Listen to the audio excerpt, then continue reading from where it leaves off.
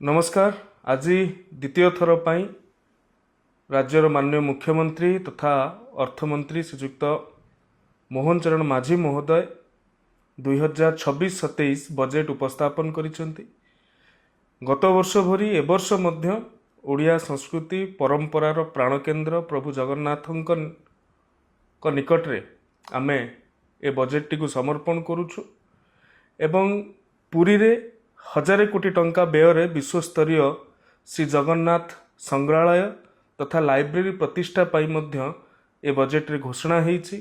एहा सहित गुंडीचा मंदिर, एमआर मठ, रघुनंदन पाठागार रो आध्यात्मिक गौरव को फेरई आनिबा पाई मध्य ए बजेट रे व्यय अटकल रखा जाईछि। ता सहित ओडिशार गौरवमय इतिहास को विश्व दरबार रे पहुंचैबा पाई भुवनेश्वर रे 800 कोटी टंका व्यय रे एक विश्व मानर म्यूजियम प्रतिष्ठा लगी मध्य बजेट रे प्रावधान रही। केवल सेतिक नुहे, आम सामरिक कलार गोटे प्रकृष्ट निदर्शन हेउछि छौ। ये छौर मध्य विकास पाई बारिपदारे मयूरभंज छौ एकाडेमी स्थापन पाई मध्य पदक्षेप निया जाउछि। सेहि भली भाबरे महिमा धर्मर प्रचारक तथा पृष्ठपोषक संत कवि भीम भोईंकर कर्मभूमि खलियापाली को मध्य विकसित करबा पाई 35 कोटी टंकार प्रावधान राज्य सरकार रखिछंती। एहा सहित महिला सशक्तिकरण केवल उच्चारण रे सीमित होइके रही नाही। ओडिशा रे नूतन सरकार गठन हैला परे महिला सशक्तिकरण को वास्तव रे क्रियान्वयन करबा पाई अनेक परियोजना राज्य सरकार करिछंती। आज मध्य मुख्यमंत्री कन्या सुमंगल योजना रे गोटे जुगान्तकारी पदक्षेप ने जाइछि, जोंथिरे झियोटीए जन्म हेबा समय रे 20,000 टंका संचय करा जिवो। ए संचय उपकरणटी कामरे लागिबो सेतेबेले जेतेबेले झियोटी स्नातक समाप्त करिबो। ए स्नातक समाप्त कला परे ताकू 1,00,001 टंका प्रदान करा जिवो। तेणु झियोटीर उच्च शिक्षा पाई, झियोटी को शिक्षित करबा पाई आज दिन में ग्रॉस एनरोलमेंट रेशियो कथा कहते, ड्रप आउट कथा कहते, ए कथा को गोटे बड़ गतिशीलता प्रदान करने मुख्यमंत्री कन्या सुमंगल योजना गोटे बड़ पदक्षेप कहले अत्युक्ति हेब नाही। से भली भाव में उच्च शिक्षा भित्तिभूमि विकास लगी 470 कोटी टंका प्रावधान राज्य सरकार तरफ करा जाइछि। ओडिशार विभिन्न कॉलेज मानकर भित्तिभूमि जनित विकास ए माध्यम रे हेई परिबो। ता सहित माननीय मुख्यमंत्री को कृतज्ञता एवं धन्यवाद जनइबे, जो भली भाव में ओडिशा रे आउ 4टी नुआ सरकारी विश्वविद्यालय 4टी जिले में प्रतिष्ठा करबा पई व्यय अटकल रखा जाइछि। केन्द्रापड़ा, जगतसिंहपुर, झारसुगुड़ा एवं भद्रक ये 4टी जिले में अनेक दिनरू दाबी रही आसितला। निश्चित भाव में जातीय शिक्षा नीति 2020 कहूछि जे प्रत्येक जिले में आमे विश्वविद्यालय स्थापन करिबा। 2036 विकसित ओडिशा लक्ष्य को आमे हासिल करिबा।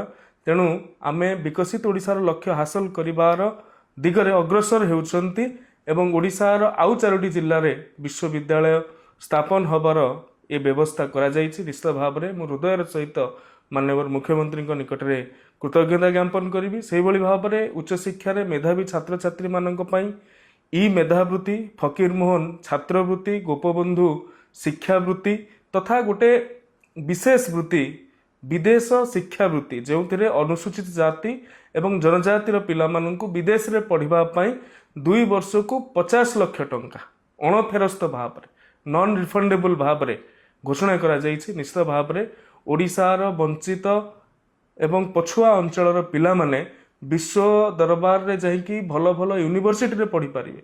भल यूनिवर्सिटी रु लेटर आसुला किंतु सेमाने अर्थ अभाव जनित कारणरू जाइकी सेठारे जोग देई पारनुथुले, शिक्षा लाभ करि पारनुथुले। ए कथा को राज्य सरकार दूरीभूत करिसेंती। क्रीडा क्षेत्र में मध्य ओडिशा तार गौरव को अब्याहत रखिछि। प्रत्येक ब्लॉक रे जो प्रस्तावित थिला स्टेडियम कार्यक्रम हवा पाई 4,124 कोटी टंकार व्ययबराद करा जाइछि। ता सहित आउ एक बड़ घोषणा गोठपाटना ठारे भुवनेश्वर गोठपाटना ठारे मध्य गोटे विश्वस्तरीय क्रीडा कॉम्प्लेक्स निर्माण करबा पई मध्य माननीय मुख्यमंत्री जो घोषणा थिला ताहाकू त्वरान्वित करा जाइछि। युवपीढ़ी को नियुक्ति देवार संकल्प राज्य सरकार रही अछि। खाली थिबा पदवी पूरण करबा पई मध्य राज्य सरकार के संकल्प रही है। विगत दिन मानकर विगत मास मानकर पाखापाखि 25 विभाग रे 39,000 रु अधिक युवक युवती मानक नियुक्ति प्रदान करा जायछि एवं आहुरी 43,000 टी पदवी रे युवक युवती मानक नियुक्ति दबार प्रक्रिया मध्य चालू रही। तेणु जो 1.5 लाख पदवी पूरण कथा कहूले ताहाकु मध्य ए बजेट टी संपूर्ण रूपे साकार करुछि।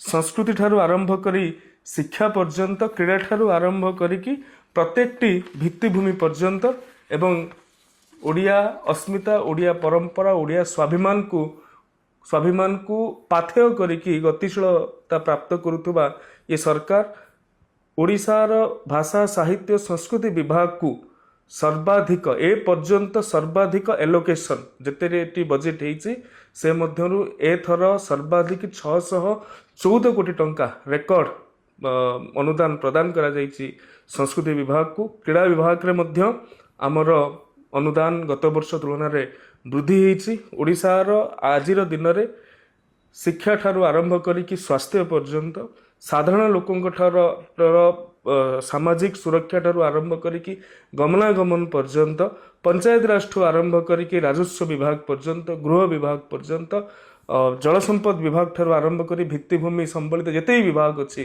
सब विभाग मानव संबलित जेते विभाग अच्छी सब विभाग एवं गवर्नेंस संबलित जेते विभाग अच्छी सब विभाग को व्यापक परिमाण रे अनुदान प्रदान करिकी एथर बजेट पाखापाखि 3,10,000 कोटी रे पहुंची।